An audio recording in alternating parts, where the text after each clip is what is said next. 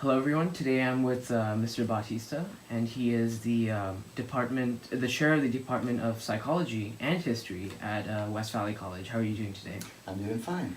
Thank you. All right. Well, let's start off with the first question. Sure. Where did you go to school or college, and what was your major? I went to San Jose State, and my original major was microbiology. At the time, around 1980 or so, um, genetics was starting to get to be a really hot field. And so I thought that's what I was interested in. And so microbiology was kind of the best way to get into that. After studying that for a few years, and I also worked in a lab doing microbiology as an assistant. It became a little less interesting to me. So I dropped out of San Jose State, too much money at the time for me, came here to West Valley College, picked up a few GE classes that I needed. And one of the classes that looked interesting that I took was physiological psychology. And that completely turned me around because it was biology, but it was really cool biology. It was, like the biology of mind and consciousness and all this stuff. So I went back to state, changed my major to psychology, and that's where I got my bachelor's and also my master's at state. And the cool aspect of psychology is was that the main attraction force, I guess, for choosing psychology as your major? Yeah, at first I was really kind of ignorant as to what psychology was. My girlfriend at the time, early in college, was a psych major, and I used to kind of make fun at her. It's not a real major. It is, But again, it was taking that physiological psych class that really showed me that, psychology is not what a lot of people think, sitting on a couch talking about your mother or something. Right. That's the study of behavior, and it includes a tremendous amount of biology and science. So that's what got me interested in that. And so how would you say San Jose State has impacted your life or your career? It gave me a ton of opportunities. It was accessible. I grew up in this area. I went to high school at Del Mar High School here in town. And that's where when I went back as a psych major, I was just about ready to give up my last year of my bachelor's, and I went to talk to a counselor. He asked me a question nobody had ever asked me before, and that was, what do you really want to do? And so after talking to him about this, he put me in contact with a person that would eventually become my mentor, that just really made a big impact in my life. And so that's what got me started. I was really just thinking of finishing my bachelor's and getting a job. So I was interested more in the industrial organizational side of psychology.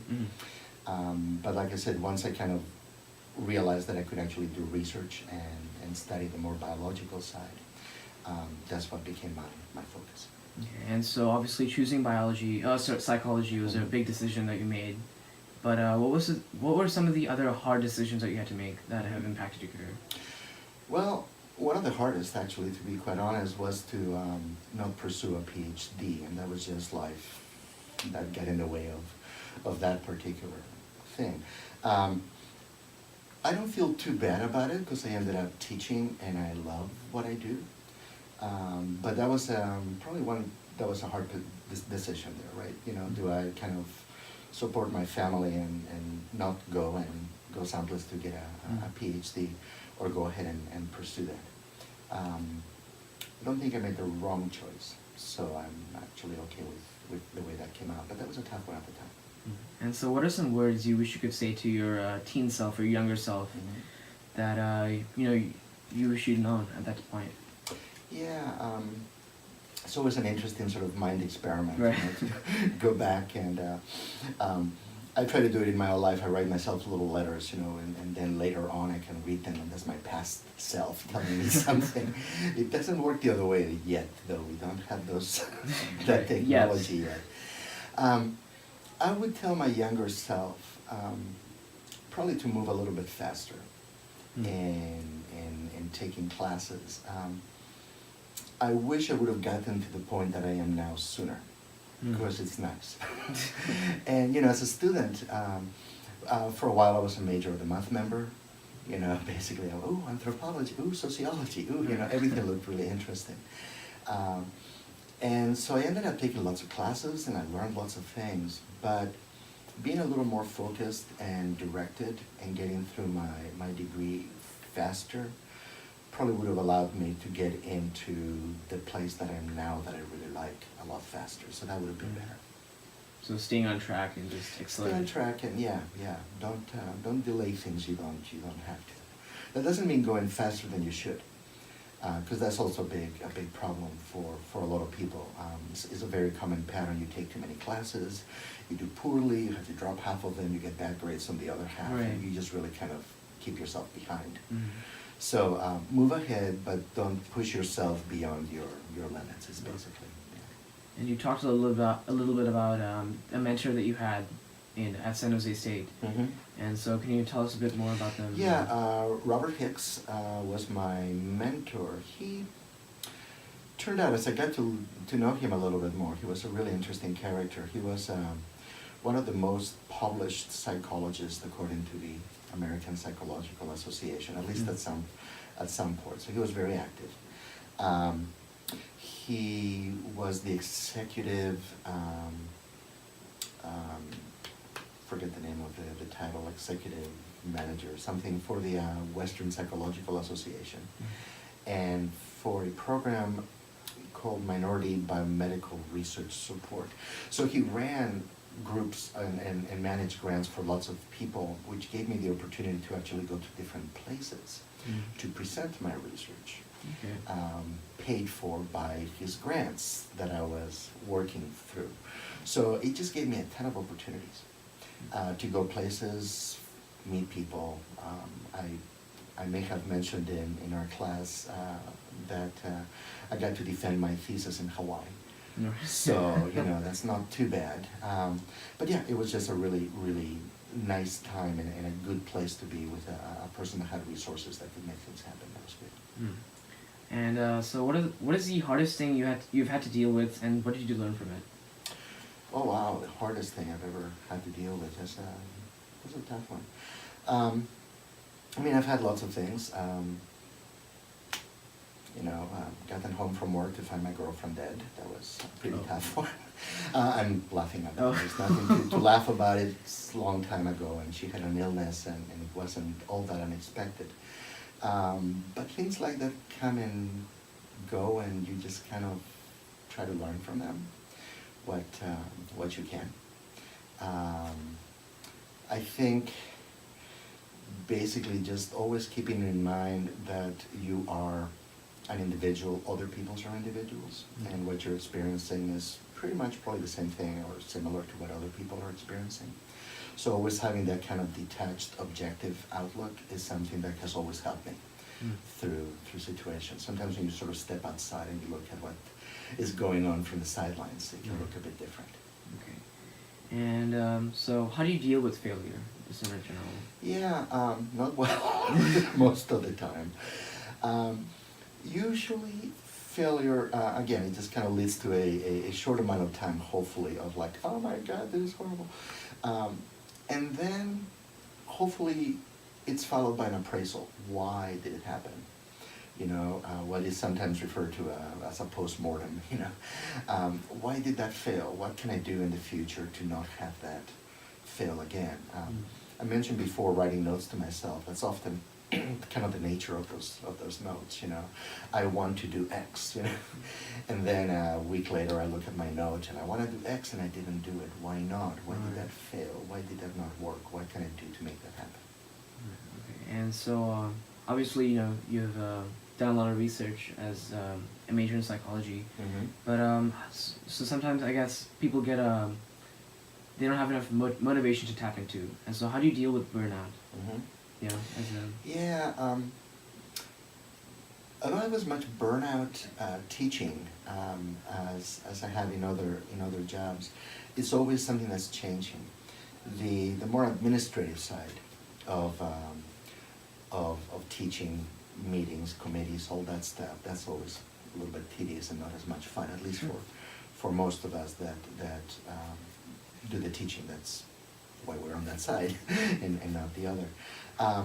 So burnout, just keep having things that interest you. Just that one of the really nice things about working in academia is you really have a lot of freedom in many regards, not everything, but in many regards to kind of choose the topics and the things that you pursue. Right. You know, somebody isn't telling you study this. You're coming in and going, I want to study this. Okay. And so that really helps with the burnout. I see. And if that gets boring, you move on to something else. You know, there's lots of questions that need to be answered. And obviously, you're a teacher, right? Mm-hmm. So when you wake up, what's your morning routine like? A morning routine usually is to bang on the alarm clock many times to try to get it to shut up. Usually get a couple snuggles or a kiss or two from my dog. My wife usually sleeps through it. But usually I kind of go over in my head what I need to do that day. It's like, ooh, you know, it's usually something interesting. I get to talk about visual illusions or something. And get ready. I have a lovely commute. I live about, not quite, but close to an hour away up in the mountains. So I get to drive through the redwoods for 45, 50 minutes to get to class. And then I get to hang out with lovely students all day. This is just the coolest job. And so it's maybe a bit off topic, but what are some books that you're reading right now? Reading right now, I'm reading one called The Attention Merchants, which is really cool. It's about sort of the rise of advertising, but more of it in terms of how it works in terms of capturing attention, keeping attention, and then how people are able to sort of trade on that attention. For example, you're taking the video here with a cell phone. Cell phones are pretty much designed to addict you to them. And you probably experience, I do too, and it's knowing about it doesn't make you immune. Okay, there's all this positive feedback that occurs. You get somebody likes a post you made or something. That's positive feedback. Just like the dog getting a cookie after doing the trick. So what does the dog do? They do the trick again, right? So so those kinds of things I think are interesting in terms of motivation. I think that was your question. Did you go off track? Okay. Yeah. And so, what's your advice to the next generation for living a meaningful life? Yeah, follow your bliss. That's not my line. That's Joseph Campbell quote. I've always sort of had this duality in education between education and training.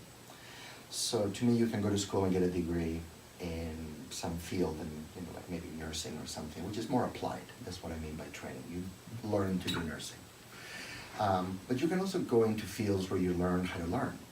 And I found in psychology, especially my domain within psychology, which is basically how to do research. Right, so it's the research methodology, statistics, all that stuff students hate, but I like.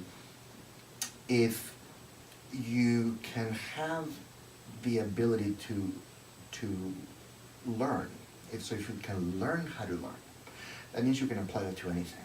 Right. So you're never bored. Because every time you get bored, you just move on to something else that seems more interesting, some new shiny object that you're interested in. I see. And so now, what's your next big goal that you're looking forward to? Dinner, I think. It's big on the horizon. My next big goal, I do have things I want to do for my experimental class. Just this summer, because I've been kind of playing around with the idea, but the technology has been kind of expensive and cumbersome. But this summer I purchased for myself an Oculus Go VR little device. And that has the potential for doing some interesting stuff. Yeah. Normally it used to be like you show people pictures of gory car scenes or something, to get a reaction. I was never quite keen on that because that can be a bit upsetting. But what if I can put you walking a tight rope across this huge canyon, right? And you're not really in danger of falling anywhere, but you're going to have the physiological reaction. So that's one of my goals coming out this next year or two. I want to sort of start to integrate a little virtual reality into my research. I think that's going to be kind of cool. Right. And so, sorry, this is completely off topic. This is just a question that I want to ask you based on, you know, what you taught us in the class. That you obviously you're not a Freudian. No. You're not a Freudian, but you know, I've been you know, seeing videos and reading stuff that you know, because the way we learn it, you know, that Freud seems to be on his principles and his psychoanalysis seems to be on dreams and stuff that we don't, I guess, now really regard important. But there's still a lot of Freudian psychologists out there. And so what exactly do they do? Yeah, there's not really a lot of sort of strict Freudians. There's still some psychoanalysts out there. Some of Freud's ideas are still, I think, relevant. In fact, when we talked about it, and we talked about things like defense mechanisms, that's when I said I take off my I'm not a Freudian hat, because there's some I think interesting ideas there.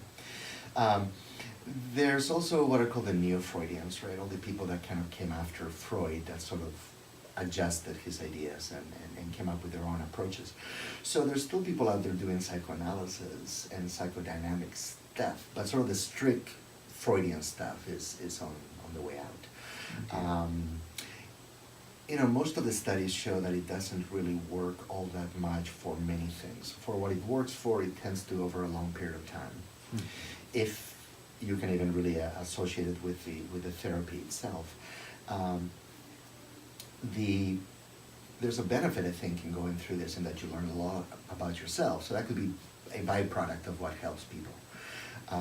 But most psychiatrists now are just basically into, you know, medications. They don't do any talk therapy. The talk therapy is more on the psychology side. So therapists and clinical psychologists and clinical social workers tend to do the bulk of that work. I see. And so what role do you think psychology will play in the coming decades? Yeah, it's growing. The more and more we understand psychology, and it just keeps growing by leaps and bounds, it's the study of behavior, right? So anything we do is a behavior. So this impacts the way we interact with each other and work in business, in organizations, at schools, interact with each other.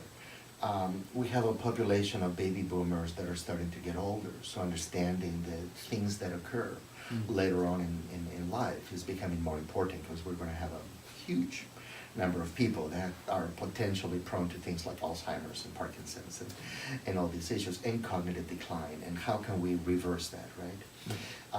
We have pretty complex things we're trying to teach students now.